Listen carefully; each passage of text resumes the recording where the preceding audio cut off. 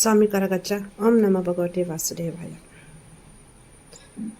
ಇದೇ ಬರುವ ಜುಲೈ 10ನೇ ತಾರೀಕು ಅಂದರೆ ಶುಕ್ರವಾರ ಶನಿದೇವರ ಬಹುದೊಡ್ಡ ಒಂದು ಮಾಯಾಜಾಲ ಪ್ರಾರಂಭವಾಗುತ್ತೆ. ಈ ಒಂದು ದೊಡ್ಡ ಬದಲಾವಣೆಯಿಂದ ಯಾವ ರಾಶಿಗೆ ಒಳ್ಳೆಯದು, ಯಾವ ರಾಶಿಯವರು ಎಚ್ಚರಿಕೆಯಿಂದಿರಬೇಕು, ಯಾವ ರಾಶಿಯವರ ಜೀವನದಲ್ಲಿ ಅತಿ ದೊಡ್ಡ ಬದಲಾವಣೆ ಅಥವಾ ಒಂದು ಸವಾಲನ್ನು ಎದುರಿಸಬೇಕಾದಂತಹ ಪರಿಸ್ಥಿತಿಗಳು ಬರುತ್ತೆ ನೋಡುವ. ಮತ್ತೆ ಕಮೆಂಟ್ನಲ್ಲಿ ನಿಮ್ಮ ರಾಶಿ ಯಾವುದು ಅಂತಾನೂ ತಿಳಿಸಿ. ಈ ವಿಡಿಯೋ ಇಷ್ಟ ಆದರೆ ನಿಮ್ಮ ಇಷ್ಟ ದೇವರ ನಾಮವನ್ನು ಕಮೆಂಟ್ನಲ್ಲಿ ಹಾಕಿ, ಹಾಗೆಯೇ ನಿಮ್ಮ ರಾಶಿಯನ್ನು ಸಹಿತ ತಿಳಿಸಿ. ಮೊದಲಿಗೆ ನೋಡೋದಾದರೆ ಕರ್ಕಾಟಕ, ಸಿಂಹ, ಕನ್ಯಾ ಇವರ ಒಂದು ಈ ಗ್ರಹಗಳ ಬದಲಾವಣೆಯ ಒಂದು ಫಲ ಯಾವ ಥರ ಉಂಟು ಅಂದರೆ, ಕೆಲಸ ಕಾರ್ಯಗಳಲ್ಲಿ ನಿಧಾನವಾಗಿ ಪ್ರಗತಿಯನ್ನು ನೋಡ್ತಾರೆ. ಹೊಸದಾದಂತಹ ಅವಕಾಶಗಳು ಅಥವಾ ಅವರು ಏನು ಇಷ್ಟು ಸಮಯ ಕಷ್ಟಪಟ್ಟಿದ್ದಾರೆ ಅದಕ್ಕೆ ಒಂದು ಪ್ರತಿಫಲ ಸಿಗುವಂತಹ ಸಮಯ. ಹಾಗೆಯೇ ತುಲಾ ಮತ್ತು ವೃಶ್ಚಿಕ, ಹಾಗೆಯೇ ಧನುಸ್ಸು ರಾಶಿಯವರದ್ದು ಒಂದು ಗೋಚಾರ ಫಲವನ್ನು ನೋಡುವುದಾದರೆ, ಈ ಒಂದು ಗ್ರಹಗಳ ಬದಲಾವಣೆಯಿಂದ ಅಥವಾ ಶನಿದೇವರ ಒಂದು ಕೃಪೆ ಯಾವ ಥರ ಉಂಟು ಅಂತ ನೋಡುವುದಾದರೆ, ಆ ಥರದ ನಿರ್ಧಾರವನ್ನು ತಗೊಳ್ಳೋದು ಬೇಡ, ತಾಳ್ಮೆಯಿಂದ ಇರಬೇಕು. ಮತ್ತು ಯಾವುದೇ ಒಂದು ಕೆಲಸದಲ್ಲಿ ಅವಸರ ಪಡಬಾರ್ದು.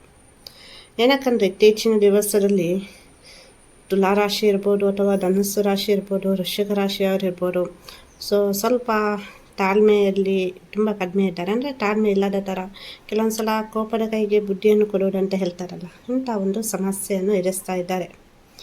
ಮತ್ತು ಕೆಲವೊಂದು ರಹಸ್ಯಗಳು, ಸತ್ಯಗಳು ಹೊರಬರುವಂತಹ ಸಮಯ. ಯಾರೆಲ್ಲ ನನಗೆ ಮೋಸ ಆಗಿದೆ ಅಥವಾ ನನಗೆ ಅನ್ಯಾಯ ಆಗಿದೆ ಅಥವಾ ಏನೋ ಒಂದು ಮುಚ್ಚಿಟ್ಟಿದ್ದೀರಾ, ಯಾರೋ ನಿಮ್ಮ ಲೈಫಲ್ಲಿ ಗೇಮ್ ಮಾಡಿದ್ದಾರೆ, ಸೊ ಅಂಥ ಎಲ್ಲ ಒಂದು ನಿಮಗೆ ಏನು ಸತ್ಯ ಬೇಕು ಅದೆಲ್ಲ ಹೊರಬರುವಂತಹ ಸಮಯ. ತಾಳ್ಮೆ ತುಂಬ ಮುಖ್ಯ. ಸೊ ಎದುರಿನವರು ಯಾವುದೇ ಒಂದು ರೀತಿ ಮನಸ್ಸಿಗೆ ನೋವು ಕೊಟ್ಟರು ಸ್ವಲ್ಪ ಜಾಗ್ರತೆಯನ್ನು ವಹಿಸಿ ಅವರ ಮಾತಿಗೆ ತಲೆ ಕೆಡಿಸ್ಕೊಳ್ಳಿಕ್ಕೆ ಹೋಗಬೇಡಿ. ಎಲ್ಲನೂ ಒಳ್ಳೆಯದಾಗುತ್ತೆ, ತಾಳ್ಮೆಯಿಂದಿರಿ. ಹಾಗೆಯೇ ಮುಂದಿನದ್ದಾಗಿ ಒಂದು ಮಕರ ಅಥವಾ ಒಂದು ಮೀನ, ಕುಂಭರಾಶಿಯನ್ನು ನೋಡುವುದಾದರೆ, ಜೀವನದಲ್ಲಿ ಒಂದು ಹೊಸ ಪ್ರಗತಿ, ಒಂದು ಹೊಸ ಏಳಿಗೆ ಅನ್ನೋದನ್ನು ನೋಡ್ತೀರಾ. ಇಷ್ಟು ದಿವಸ ಏನೆಲ್ಲ ನೋವು ಅನುಭವಿಸಿದ್ದೀರಾ, ಸೊ ಏನೆಲ್ಲ ಕಣ್ಣೀರು ಹಾಕಿದ್ದೀರಾ ನಿಮ್ಮ ಜೀವನದಲ್ಲಿ, ಸಮಸ್ಯೆ ಅಂತ ಹೇಳಿ ಎಲ್ಲನೂ ಒಂದು ಹಂತಕ್ಕೆ ಸರಿಯಾಗ್ತಾ ಬರುತ್ತೆ. ನಿಧಾನವಾದರೂ ಎಲ್ಲವೂ ಸರಿಯಾಗುತ್ತೆ, ನಿಮಗೆ ಯಾವ ರೀತಿ ಬೇಕು ಆ ರೀತಿಯಲ್ಲಿ.